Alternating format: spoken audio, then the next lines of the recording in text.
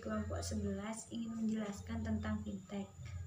Saya akan menjelaskan tentang definisi fintech. Definisi dari fintech sendiri adalah sebuah inovasi pada industri jasa keuangan yang memanfaatkan penggunaan teknologi.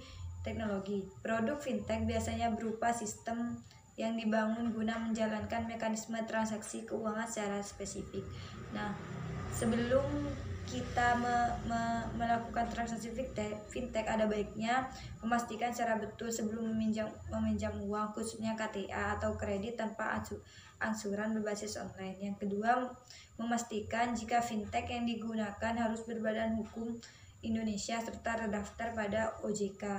Yang ketiga adalah pada fintech berbeda dengan perbankan serta perusahaan multifinansi yang mana menanggung resiko pada pinjaman.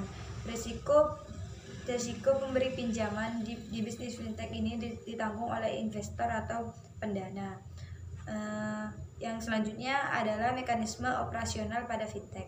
Mekanismenya yang pertama adalah peminjam harus mengajukan pinjaman tersebut melalui plafon yang disediakan. Yang kedua, menggunakan kartu tanda penduduk, riwayat keuangan, dan tujuan dari pinjaman dana. Yang ketiga, setelah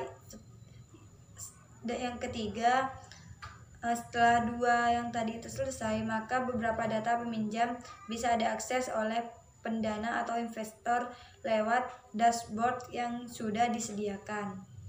Yang keempat adalah pendana memutuskan untuk menginvestasikan pinjaman itu, maka pendana dapat mentransfer dana secara langsung setelah melakukan deposito sesuai tujuan investasi. Dan yang terakhir adalah peminjam nanti akan mencicil dana pinjaman di setiap bulan, serta pendana nantinya akan mendapat keuntungan yang berupa pokok serta bunga. Bunga pinjaman dalam fintech berkisar 10% sampai 30%. Nah, selanjutnya akan dilanjutkan oleh rekan saya. Ini saya akan sedikit memaparkan materi tentang macam-macam produk fintech. Ada 5, yaitu yang pertama, layanan investasi online.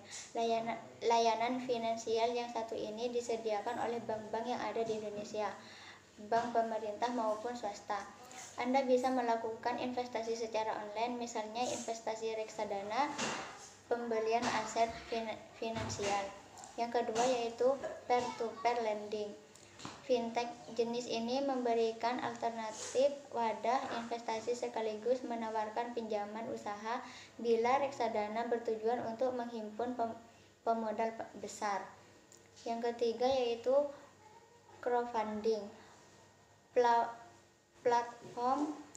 Platform digital satu ini sedikit mirip dengan peer-to-peer lending, namun uang yang dikumpulkan secara gotong royong melalui website crowdfunding tidak selalu dimaksudkan untuk memberikan modal usaha bagi mereka yang membutuhkan.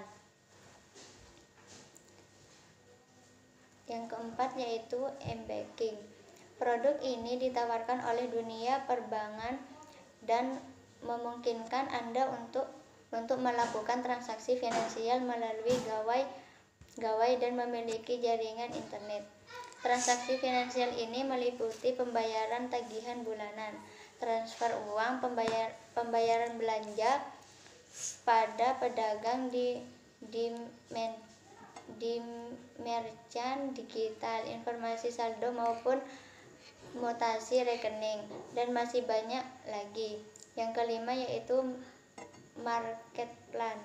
Marketplace merupakan platform digital yang mewadahi penjual untuk menawarkan dagangannya, sekaligus memberikan kemudahan akses layanan belanja sehingga konsumen dapat mengaksesnya melalui jaringan internet dari mana saja. Contoh produk fintech satu ini di Indonesia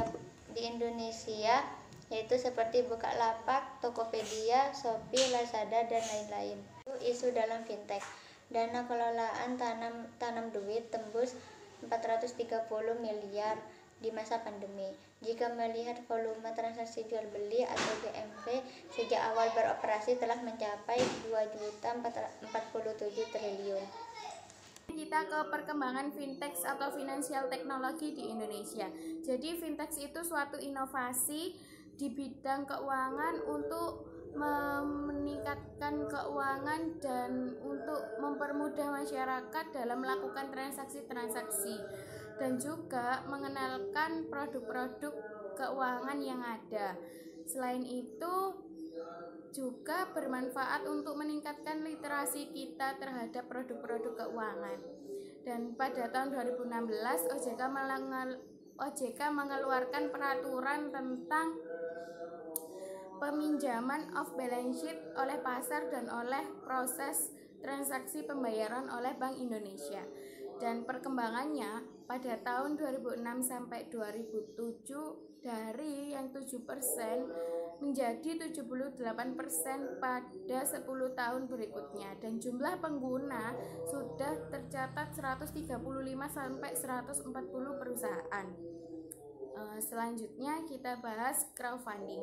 Jadi crowdfunding itu metode untuk meningkatkan modal melalui usaha kolektif yang berasal dari teman, keluarga, pelanggan, serta investor. Dan pendekatan ini memanfaatkan upaya kolektivitas sejumlah individu melalui basis internet dalam jaringan platform atau media sosial. Crowdfunding sebagai alat jangkau yang lebih besar, dan crowdfunding ini merupakan salah satu bentuk dari crowdsourcing dan keuangan alternatif yang mulai bangkit dan membantu para pengusaha pemula.